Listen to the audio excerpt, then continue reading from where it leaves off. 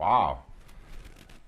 Wow. This is Real Talk presented by Capital One. I don't know if it gets much realer than that. Look, if anybody would know, it's Kevin Durant having done that dance twice with two fan bases before in Oklahoma City and Golden State.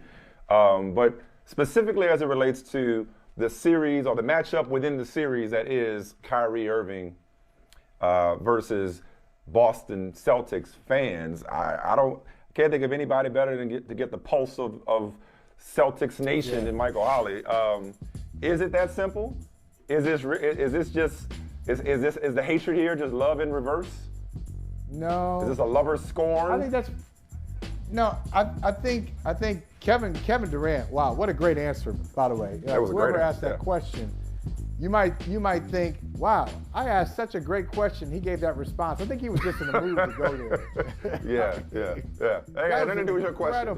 He just had it on his mind. Yeah, that was an incredible response to this issue, but I don't think it's just love. Like, some of it is rooted in love, but there's a difference. As you know, you lived in Boston and worked in Boston for many years. It's just a different kind of market. So Kevin Durant left Oklahoma City, and he never said throughout the season, I'm coming back. So he left Oklahoma City. They lose to the Warriors in the playoffs, and then he goes to the Warriors next. I'm sure some people really were in their feelings about that, because here's a man who had restaurants in Oklahoma City. He was Mr. Oklahoma. They were all excited about him. He was different. Then he went to the Warriors. He wasn't part of their core, and it was pretty clear that he was going to go in a different direction. Yeah. So it wasn't really animus coming from, not that way. No. Animus probably was coming from Draymond more than some of the fans at the time. Sure. But Boston, Boston, it's personal. Somebody once said about Boston, the top two sports in Boston are politics and revenge. And that's true. Like, there's some spoofs on Boston and some caricatures that are rooted in truth. People hold grudges here for a long time. And so when Kyrie was traded to the Celtics and said that he wanted to come back, people took him at his word, not like, hey, I got the right to change my mind. I don't owe you anything. I'm doing what's best for me and my family. People don't really look at it that way. Is it that broken promise, or is it the insult of how dare you not choose us? Which typically it is. Is it both of them? Yeah. It's really like both. Well, what's wrong with us? Oh, I know you left. I know you want to leave LeBron, but we don't like LeBron. Of course, you want to leave. Oh, but do you remember trying to leave us? What year was it? What was the playoff series that Kyrie was hurt? Yep. And the Celtics were flourishing in his absence. Okay, so there was that. His first year, 17-18 season. Yep. And then they do. Refresh my memory. Weren't they? Isn't that when Jason Tatum really kind of blossomed in Kyrie's absence? Tatum blossomed. Yeah. They all did well. They all did well because they had. And looking at where Boston is now, like, why would Celtics fans even care that Kyrie left? That's logical. Because you could argue that they're better. That's a great point. Oh, my bad. I'm being too logical. Yeah, gotcha. Don't be logical. Don't be bringing all kind of sensical. Okay, gotcha. Don't bring in logic. Don't be rational. So I think that's part of it. The other part is Kyrie and the likability ratings. So Kevin Durant, no matter how you feel about him in Oklahoma City or in the Bay Area, Kevin Durant, in general, is more likable personality-wise for some NBA fans. I'm not going to speak for everybody. Some NBA fans say Kevin Durant is more likable than Kyrie Kyrie's Irving. more polarizing. Yeah, he is. He's more polarizing. And so I think that factored in. And let me tell you, listen, this is real talk, right? We being real. Always. Can we be real? Always. We just happen to brand this particular segment, but yeah, go ahead. All right. There's another element to this. There's another layer. You want to talk about the dark side that KD mentioned? The other layer for a great portion of Boston. This is where all of Boston, whether they are apolitical, Democrats, Republicans, African Americans, Asian Americans, white, Irish Americans, whatever. This is where all of Boston gets united and a little sensitive. Anytime you talk about Boston, you say Boston is this. Boston is a racist city. If you say that about Boston. Yeah. Oh, wait a minute. Yeah. Oh, wait a minute. This goes back to last year when he called him out for, Yes. And he did it in a way that was not thoughtful. It was almost like. So in other words, this is hit dogs hollering. He just kind of threw it into he threw a grenade in there and then walked away. It was like, hey, everybody says it. So when he brought that up, now what could have been peaceful at one point is never going to be peaceful.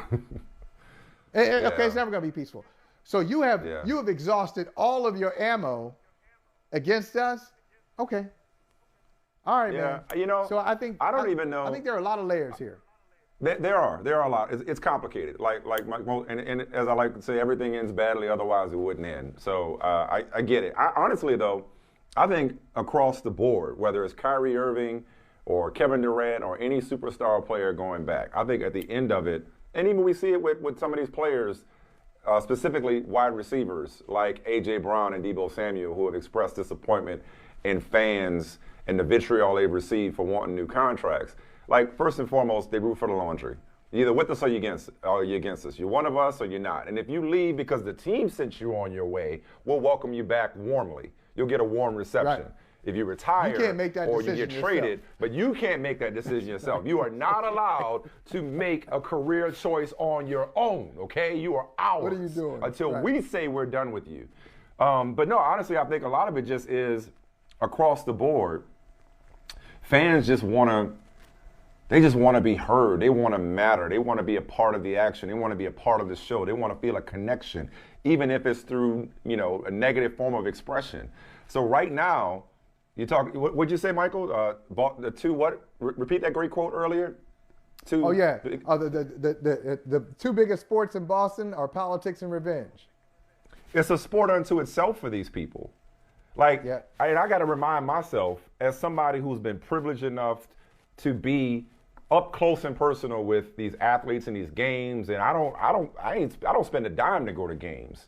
I've had access my whole career. You've had access your whole career. It doesn't mean the same thing as it does to us. We also come from a generation where our fandom was sucked out of us in the name of objectivity and neutrality as journalists. Right. We come from a time, the halcyon days of we're just here to report the facts. We are not fans. We do not cheer in the press box. Nowadays, everybody is like, you're weird if you don't have a favorite team or whatever, or if your fandom doesn't come out in your commentary, right? So I think a lot of these fans, I don't even know if it's that deep for a lot of them, if I may say so. I think a lot of them just like getting a kick out of it. A lot of them just getting a kick out of poking Kyrie, and Kyrie responding is all they're looking for. They just want to be the story. It's funny, like we're trained to not be the story. Fans don't get that memo. Fans want to be the story.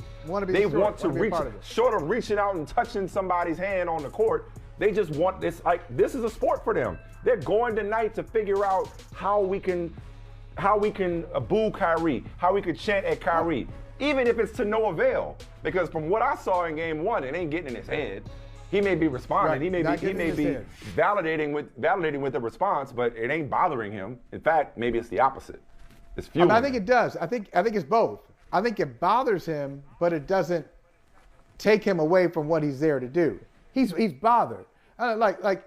It's pretty impressive if you think about it, because it's usually not both. A lot of times these things bother you. They get under your skin. That means also that you're not able to do your job at peak ability. These things bother him. He's annoyed. And look, listen to his comments over the years, and you know why he's annoyed. I mean, look, he's annoyed by objective journalists too, that so-called to the degree that any journalist in 2022 can be objective. I think it's kind of like chasing the horizon, and that's my opinion. I think true objectivity doesn't exist. But anyway, somebody who's trying to do it the right way, I think he's annoyed by us too. Like the exercise annoys him. I'm here. I play the game. I'm the artist. I'm an artist, and I'm sensitive about my shit. You're here to see me. I got you. Right. Yeah. You're writing about me. You're not. Quite frankly, you're not qualified to write about me. You're talking about me. Frankly, you're not qualified. You can't do the things I do. You don't see what I see. So just sit there and enjoy the ride. Enjoy. So when people don't do that, he's also annoyed because fundamentally, fundamentally, as brilliant as he is, as gifted as he is, and take this the right way as a proxy for Kyrie. I know he ain't watching or paying attention, but he doesn't care about that. It ain't that serious to him. Basketball is not that serious to him. I would venture to say, as great as he is and as hard as he works and as much as he's given to the game, there are people in the stands who care more about basketball than he does. And that's not an insult. You think so? You think so? Well, I do. Listen, it might just be his brand. It may be BS. But I do believe that Kyrie feels that basketball is just what he does and it's just a part of who he is, not the end-all, be-all, the way it is for some people in those stands at TD Garden. Like, it's just not, it's not life or death to him. So I think, but the bother part I want to go back to. Shouldn't he be? Is that a bad thing? Is that some kind of indictment of who he is because he claps back? I think the difference between him and most people is that he actually dares to respond. I think all of them are bothered to some extent. Are they distracted by it? But I mean, the people that's like, oh, it doesn't bother me. It's like, yeah, it bothers them. More of them just decide to control. I've seen people bring up Bill Russell a couple of times and what Bill Russell had to deal with specifically in Boston. Well, with all due respect, that day is dead. Yeah. We don't roll like that no more. I'm sure Bill Russell wanted to cuss people out back in those days, but thought better of it. Nowadays, players ain't got to take it no more. It's a different day and age and a different player, thanks to people like Bill Russell. That is so twisted, Mike. For anybody bringing that up, that is so twisted to turn that around, the open, the overt, nasty racism that Bill Russell had to deal with when he played, and then to use it as well, look how he dealt with it compared to Kyrie Irving. No. Right. Be the bigger man. Take the high road. No. Damn that. No. When you go low, I'm going lower. And let me tell you something. If there had been Twitter in 1965, if there had been a platform that Bill Russell could have gone to after the game, if somebody had asked him in a post-game press conference about some of the things he heard, it's like people weren't even asking then. I don't think they had a black sports. They didn't have a black commentator. Right. At the Boston Globe, the Boston Herald American, ABC, NBC, or CBS, to even bring it up. If he could afford, if he or Kareem Abdul-Jabbar or anybody could afford to express their true feelings without it being taken as some kind of referendum on all black athletes, if not black people. At the time, Bill Russell wasn't just playing for Bill Russell. You know, he was playing to help further integrate an entire league, an entire sport, to try to change the hearts and minds, futile exercise though it may be, of an entire society as it relates to black athletes and black people. Kyrie, thankfully, doesn't bear that burden. Kyrie could just be Kyrie. Kyrie could just be a human being. And a human being, no matter how well he could dribble a basketball or put it through a hoop, is still entitled to tell you where to go when you decide to cross the line. I'm sorry, but I would say that I've read so many people talk about how Kyrie, you're held to a higher standard. Damn that. Why do people and athletes and celebrities have to take the high road and just sit there and take it when random people decide to hurl insults at them? No, we don't have to do that. They don't have to do that. I ain't flattering myself. But it's true. But hold on. It is true that he's held to a higher standard. Why? Why is he held to a higher standard? Because he gets paid a lot? In a league that is, wait. His league has decided that that's going to be the case.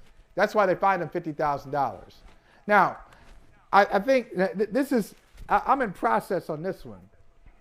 Because on one hand, I don't feel like, and I told you yesterday, I don't want people around me talking like that the whole game. I'm like, ain't that entertaining? I paid, so you paid, you say, I paid my ticket, so I can do it. Let's say I paid for my, I have paid for tickets. I have paid for tickets. Yeah. So let's say I paid for my ticket, and I paid not to hear that. So where do we go? We go back and forth. Yeah.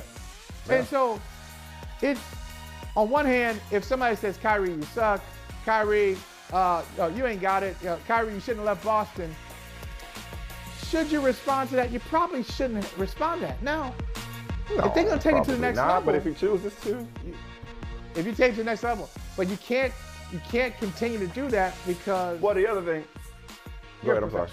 You are a professional. Well, the other thing too, You're human, that hallway video, the Kyrie "you suck," where he responded, "Suck my."